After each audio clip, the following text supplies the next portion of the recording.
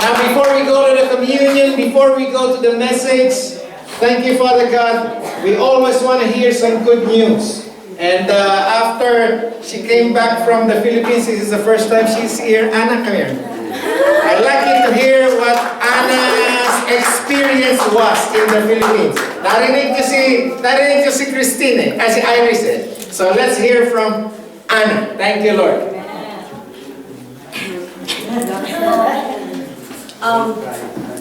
Okay, thank you, Lord. It's my first time going back to the Philippines after like 8 years. Well, to make the story short, as all you guys know, I had the car accident, and then all I wanted is to help my dad and support my dad for the mission. And then, car accident, doctors, they told me that I have something on my brain, and I told God, God, I give you my life. Amen. Whatever you wanted me to do, I'll just follow. And then, for some reason, I told myself, God, do you want me to go back home? And I just want to see my grandma. Because I grew up with her, and because the calcification in my brain, that could be something else, like 6 months from now, 1 year from now. And then I told Dad, I'm going to go with you to the mission. Okay. And then my sister Irish came with me, my boyfriend came with me, and then we all did the mission. 1 week before we went, I received a letter from USCIS, and then they're telling me that I have an interview for the green card, which is, I've been waiting for that for like 8 years since I got here. And then I'm like, God, what do you want me to do? Should I go back or should I just stay here? And then I told myself, okay, God, whatever you wanted me to do, I'll just follow again. If you decided, if I'm just gonna stay there, it's fine, it's okay with me. And I just give my, just keep my faith to God that everything's planned. Whatever's gonna happen in the Philippines, if I won't be able to come back here, I know it's God's plan. So we did the mission. First we went to Davao, and then my dad's been telling me, oh, you have to pray hard because you don't know if you're gonna be able to come back. And I'm like, okay, I'm just gonna keep my faith. And I told my dad, it's God's plan, God's plan. So we went to Cebu, and we went to Davao. First, we had the service, just a small church there. They don't speak Tagalog, they speak Bisaya. But like the way they sing, the way they preach, the way they do the singing part, it's on Bisaya too. But like looking at them doing it with the kids, grown-ups, I feel so blessed because they're dancing with the song. It's like God is there, and I'm so blessed because I get to see the God's work in their lives. And I'm very thankful because I listen to God that and not just go home, and then that's what God wanted me to see and wanted me to experience. It's very life-changing. I don't know, the accident doesn't have to happen for me able to see what God is giving me for my life. What I have right now and what I don't have. But to make the story short, again, I know it's very long. We had the Christmas party, and then the pastors went to the city, and then they're thanking God because of him they get to see the city. And I'm like, okay, that's their dream, just to go to Davao, the main city, and then for me here and everyone else, I don't know, I'm actually complaining for what I don't have, but they're just happy for going there. Amen.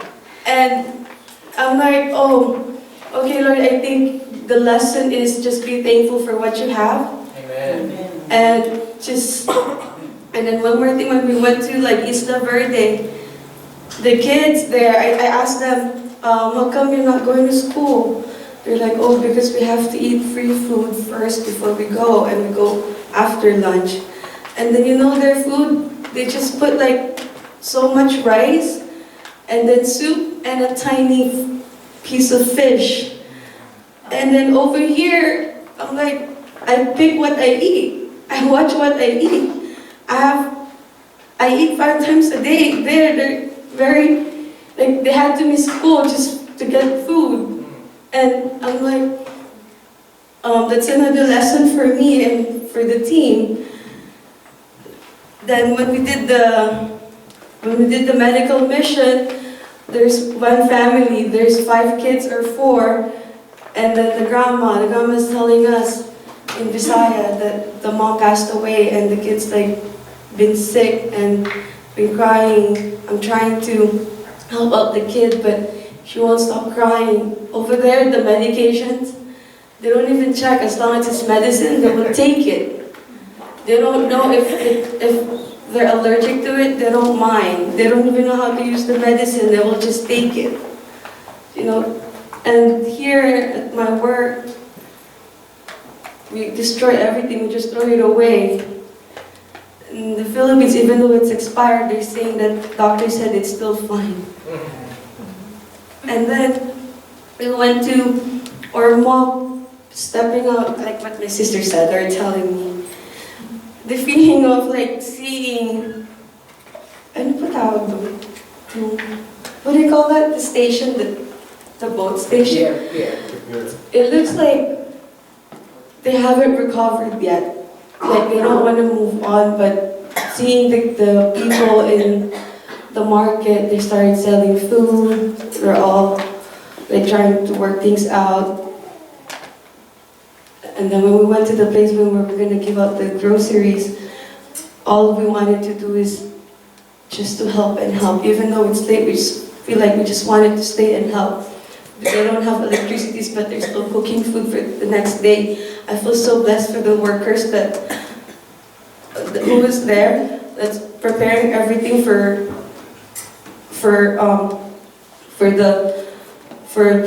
the next day's occasion, for the work of God.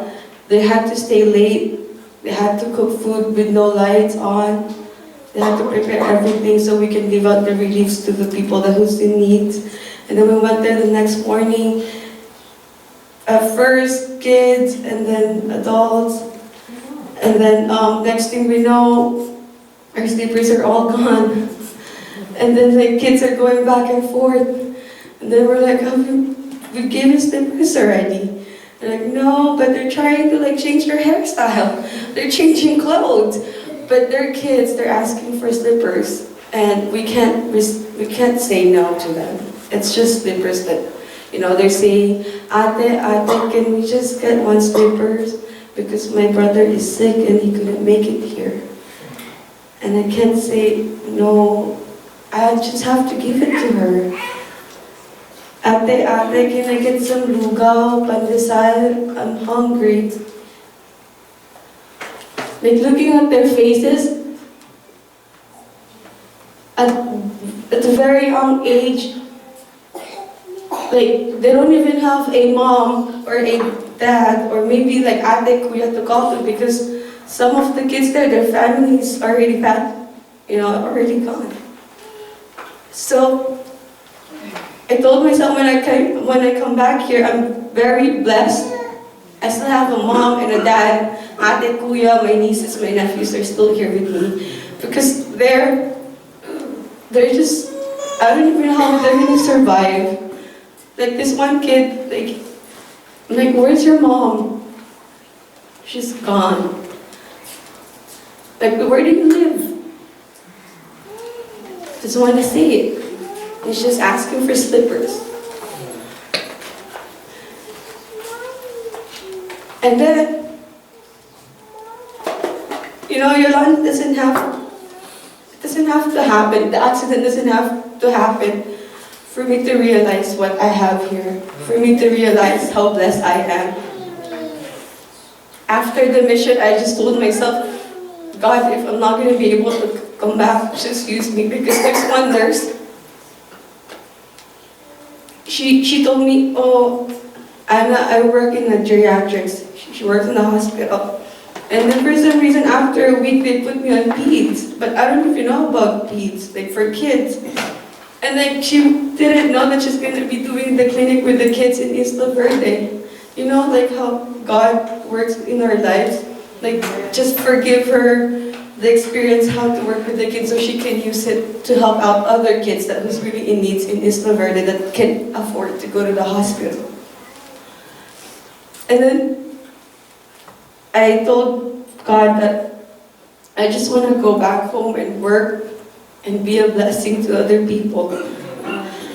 If God's going to let me do this again, I will do it every year.